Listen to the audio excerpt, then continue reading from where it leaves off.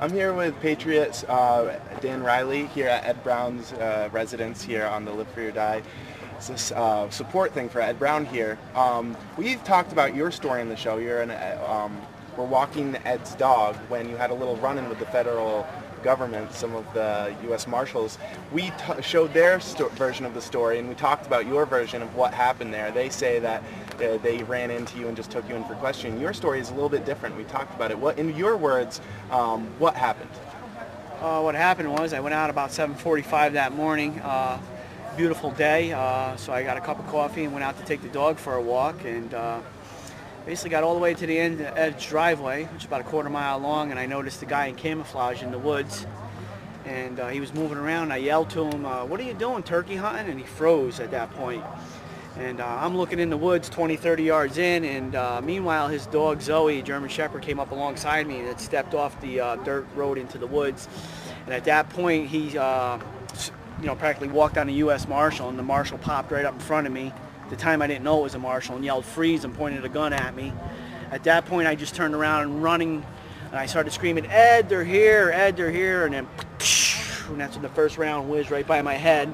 Ooh. And then I started screaming at the top of my lungs, "Don't kill me, don't kill me, I'm unarmed, I'm unarmed," and then the second round flew by me, and when the second pop went off, for that split second I was waiting for it to impact my back, because that's what I was expecting. The first one he just missed me, and the second one I was expecting to hit me, but it whizzed through, and I heard it go through the leaves, and I was just screaming, don't kill me," at the top of my lungs. And at that point there's a little bend in the driveway. I got around that bend, and on each side of the driveway all these guys in full ghillie suits and camouflage started popping up on each side of me, running at me with their guns. "Get down, get down, get down," pointing with their guns at me. And I still had Elaine's coffee mug in my hand, so I dropped it on the ground. I said, "You got me, you got me."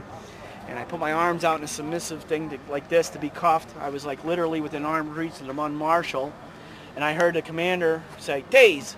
And as soon as he said that, I was hitting the shoulder with 50,000 volts. I grabbed the taser for a split second, and then I was down on the ground, just in total pain, like a fish out of water. Just totally, all my muscles contracted as tight as they could be. And then once I was done being tased, they all piled on top of me, and they put my arm behind my back, handcuffed one arm, and they were like, give me the other hand, give me the other hand." And they were laying on me. It was trapped under my stomach, and I couldn't give them my other hand. And at that point, the U.S. Marshal came down with his knee on my head and jammed my head into the ground and said, "Give him your hand, give me your hand." And I have four guys, probably, figure 150 pounds. They had about 700 pounds of men on me. So they ripped my arm out from under me and handcuffed me. And then they just dragged me into the woods, and then they all got down. "Shh, be quiet, be quiet." They all got quiet. And that lasted for maybe 3-4 minutes, and then an SUV came flying down the thing. They threw me in the back of this tinted window black SUV, drove me down to 12A, and started interrogating me. They said, "Dan, the situation's deteriorating. You're the only one that can talk Ed out. We need you to go up there and help us try to negotiate Ed out, because the place is surrounded and it's getting really bad." Did you tell him your name? Yeah. Yeah, I told them. They had my wallet, my driver's license in it, so they knew who I was at that point. So, they drove me back up here, and at this point there was 4 armored personnel carriers. One said Massachusetts, one said Maine, and all these guys were putting on helmets, bulletproof vests, all the gear, and getting ready. And when I was sitting handcuffed they had a chain around my waist, and my handcuffs were like this. I was in the back of the SUV with the Marshal sitting next to me guarded, as I was just looking out the window watching them all mount their gear up. And then that lasted for like 15 minutes, and then the Marshal came in and said, "Change of plans, we're going to take you down and book you in at Lebanon PD."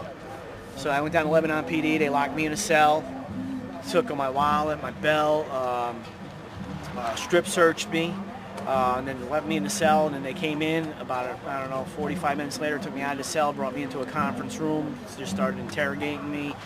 Who's in the house, weapons, and all this stuff, and just saying, they kept saying, "We know you gave Ed a gun. You're looking at 40 years, in jail, and if a Marshal or anybody gets killed with that gun, you're looking at the rest of your life in jail.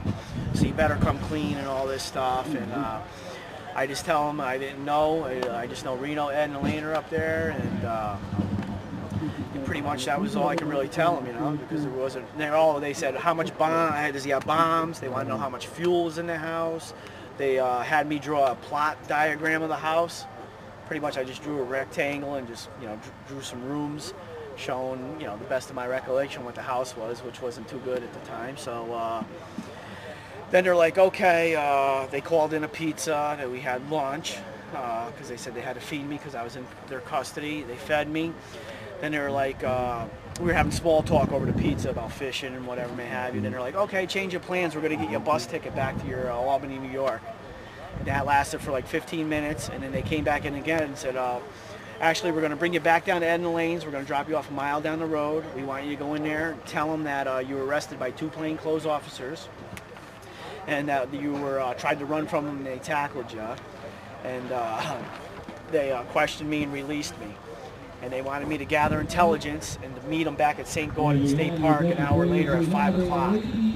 And at 5:10, my cell phone rang, and it was the FBI asking me where I was, because they said if I bring you back up there and we drop you off and you don't come back out, you're done. You got felony this, felony that, all these charges. So it was like 5:10. I told Ed I got to go meet the FBI, and I was moving the cars in the driveway, and that's when my cell phone rang and said, "Where are you?" And I said, "I'm on my way."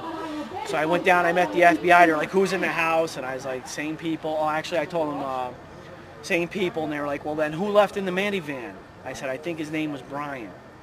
And that was that. And then they said, okay, where's the shotgun you said you were taking out of the house? I showed them my shotgun, and they said, okay, you're good to go, you know, you're all set, but you're not done with you. You'll be hearing from me.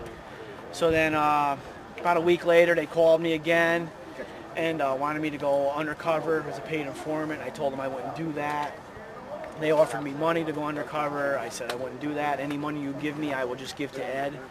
And they wouldn't go for that. And the last time they called me, they said, we know you have guns in the house and you're looking at all this time. And I said, listen, I don't want to talk to you anymore. Here's my lawyer's phone number. And he says, you got my number. If you got lawyers, if you got guns in that house, you better have your lawyer call me. And he hung up on me. How have you heard from him since then? I haven't heard since then. Now, today in the paper it came out that the federal government said that they're looking at several individual supporters to press charges on possibly. Right. Do you know that that's you, or is it just speculative that that could be you, or maybe some other supporters here? Oh, it's speculative that it's me, but you know, I'm not the only one giving support. Everybody here gives support. If you're an American patriot fighting for the Constitution, I can see how you can't give support to this cause, you know what I'm saying? It's either slavery or freedom. There's really no in between. So, you know, if that's what it takes, and I'm one of the ones he's talking about, then so be it. You know, that's the way it is. Our founding fathers were the same way. Remember, sacred honor, oath, you know, lives they risked, and that's basically what we're doing here. Same exact thing, you know.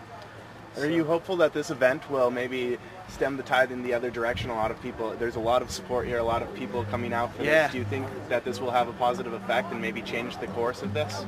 Yes, I think it will have a positive effect, and I just hope people start waking up before it's too late, because we really need all the people we can get.